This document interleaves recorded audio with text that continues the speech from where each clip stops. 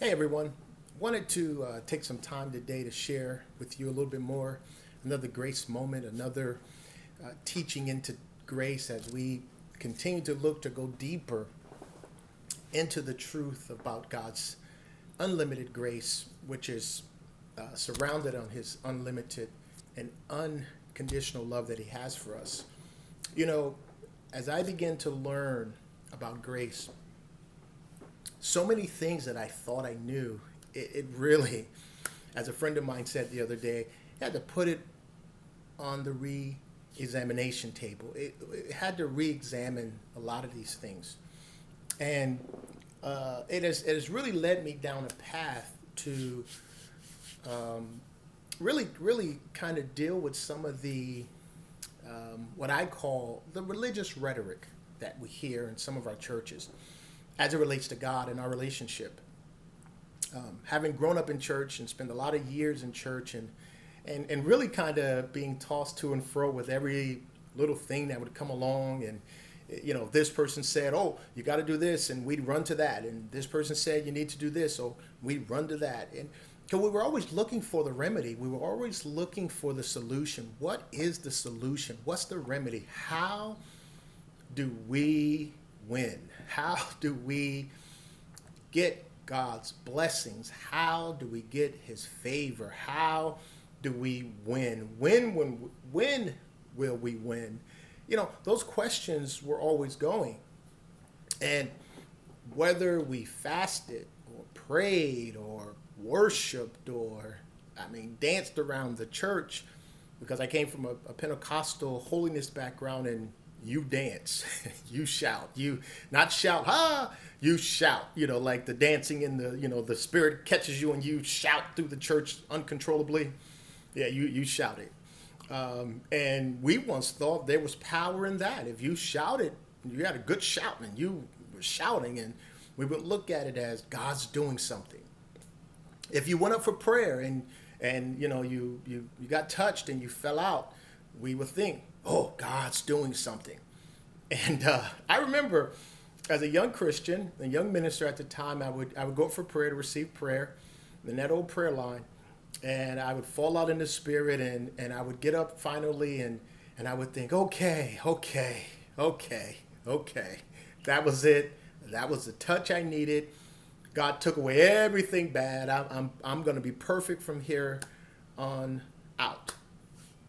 Well, let me just tell you, at most of those Sunday services, after most of those services, I would be back flat on my face in failure, having again missed the mark as I thought. And so I went through years of feeling I needed to be broken. God needs to break me. He needs to humble me, and I need to just be broken before God and expose all of me so God can see me and God can finally deal with me. And just really believe that. And I taught that we need to be broken before the Lord so God can see us and deal with us, and we need to humble ourselves. And once we get broken before God, if we get broken enough before God, He will help us. He will wipe out that whatever it is, and He'd fill us afresh or fill us anew. And I went through years of that. And I'm the kind of person where something has to start to happen eventually. You see, I need to see some results here.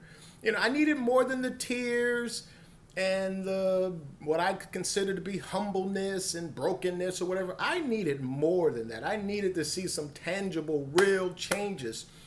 And they just weren't coming. They just were not coming at all. So much of what I thought, much of what I believed has changed drastically. And it's changed drastically not because I quit, not because I gave up, not because I've turned into some heretic, but because the revelation of grace has opened up to me, and I see exactly what happened to me and to us as believers because of grace. And so these grace moments that I do, these teachings that I do on grace, it's really just to help you come into a better understanding of what grace is and how grace impacts us on our daily life. And grace is not just a little small piece of the pie. Grace is the whole pie. It's the whole entire pie. So I just want today to spend a few minutes with you with that thought about what does it mean to be broken? Does God break us? Does he have to break us? Is it necessary for God to break us? You know, I hear people say it all the time. Oh, God's breaking me. Or, oh, God needs to break me. Or, oh, God, I'm open to being broken before you. And we think that God has to break us down and kind of tear us down a little bit so that he can finally deal with us. Because we believe that unless we're broken before the Lord, that God can't deal with us then. And we believe that there's this pride we have, or this arrogance that we have, that, you know, if we don't get broken, if we don't let God break us, then he's not going to be able to help us. Well, I want to show you something today that kind of gets rid of that old thought, okay? 2 Corinthians chapter 5, verse number 21, and this is really all you need, okay? 2 Corinthians chapter 5, verse 21, and this is going to get rid of that whole God's breaking me or I need to be broken mentality, I hope. Verse 21, for he made him who knew no sin to be sin for us. So God made Jesus, who knew no sin, to be sin for us. Okay? He became what we were, sin. Why? Why did he do that? You always need to ask the next question. Don't be afraid to ask questions. Don't be afraid to say, why did that happen? What was it for? What does it mean? Don't be afraid to ask questions, okay?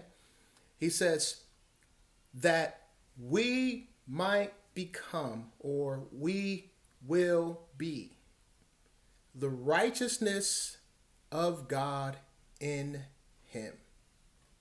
Well, I am the righteousness of God in him. You are the righteousness of God in him. And you didn't do anything for that. Did you read that there? You didn't do anything for that. You know, go back, look at it again. 2 Corinthians chapter 5, verse 21. You didn't do anything. This was a God and Jesus transaction. You did nothing. This was a God and Jesus transaction. And he made me righteous. He made you righteous. Now, let me just ask you a question. Do you think, knowing what you know about God, do you think for 1 minute that God didn't do a good job? Do you think that he felt like, well, I need to go back and do it again? I hope not. Because he did a really, really good job. He did an excellent job. He did the right job, the right time. Bingo, ding, ding, ding, ding, ding. That's it. He did it. Okay? He made us righteous. We are righteous. Therefore, there's no need to be broken. There's no need for brokenness. There's no need to, God, redo me, break me so that you can use me, break me so that you can change me, break me so that I can be better. That's out the door now. He's made you righteous. There's no need for brokenness. You're perfect in him now. So you don't have to be broken before God. You don't have to look at the circumstances in your life and assume that because I'm going through this or I'm going through that, which we'll talk about that later on, what you're going through. You don't have to assume that because of all these things you think you're going through, that this is God breaking you so that he can finally get your attention, or he can use you, or he can finally, get you better. No. You're better right now because of the gift that God gave you through grace called righteousness. God made us righteous. He did it. Done deal. Whew. Finished. And you're finished. I'm finished. Now, everything changes. Everything changes. When we're no longer trying to live up to a certain standard, we're trying to get there through our brokenness, through our humbleness, through our work, through our performance. We're not trying to get there. We're already there. And as we become aware, awakened to the truth, the revelation of what he's done, as we become awakened to the truth, we're no longer trying to get there. We're now living from here. I live from the position of righteousness. You live and should be living from the position of righteousness. You're blessed, you're holy, you're righteous, you're clean, you're whole. He's restored you. He's built you and made you. There's no need for brokenness. He doesn't have to pull out his tools, break it down again. You know, I do construction contracting work sometimes. And I can go into a situation and a customer can say, hey, I want you to, these tiles here are kind of messed up and can you fix them? And I'll tell the customer, I can't fix them. What I can do is rip this whole thing out and redo it, okay? Because it's broken. I need to rip it up and redo it. That's how we came to him. We were already broken. We were already messed up. We were already, in our own worlds and doing our own things. He fixed us. He perfected us. He made us righteous. No breaking required. We're already broken when we came. And there is no breaking required. He fixed us. Okay? So you're righteous. You're holy. You're clean. You are what God says you are. It's time now that we live up to who we are. Let's live from that position that we are. And let's stop running after all these little religious, catchy little buzzwords and phrases that get us so rattled and get us so running around in circles. So I want to encourage you today. Go back, 2 Corinthians chapter 5, verse 21. Find yourself in that verse. Find out where you fit in this verse. And what you'll see, God and Jesus did all the work and gave it to you. Okay? God bless you.